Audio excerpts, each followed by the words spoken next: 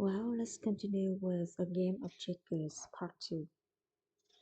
Most journalists believe they have an ethical responsibility to be as accurate as possible. Sometimes that involves fact checking, but sometimes it cannot.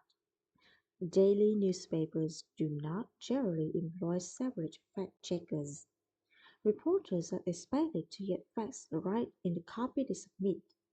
A copy editor might occasionally question a fact that seems incorrect, but newspapers operate under severe time restrictions. Rechecking most information is usually not possible. For media that have less pressing deadlines, the story is different. Some magazine fact-checking departments are legendary for their top thoroughness. The New Yorker magazines of mid-twentieth century had a reputation for fact-checking excellence. Then things declined a bit in the 1970s and 1980s. In the 1990s, managing editor Tina Brown, emphasizing accuracy, hired the people necessary to restore the department's glory. According to one rumor, there was an article that mentioned the singer has gathered with both arms. An eager fact-checker asked the singer whether he, in fact, has two arms. Even other publications granted that the New Yorker was the fact-checker champion.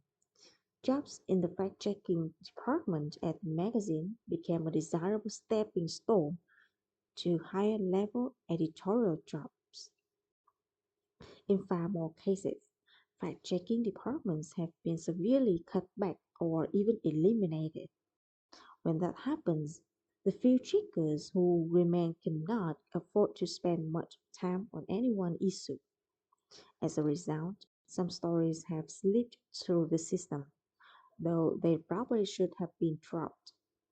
One account in Newsweek in 2005 about the behavior of US soldiers sparked religious riots that killed at least 15 people. Because the story had never been fact checked, Newsweek's editors could not show evidence that it was true. It was based on statements by only one source, and no one else could verify it. Eventually, the magazine retracted the story, an indication that it was probably not true. Of course, by that time the damage had been done. Good fact-checking early in a story's life is vital.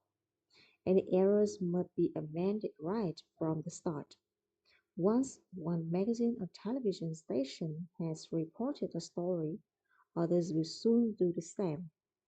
Consequently, mistakes get passed on and circulated widely.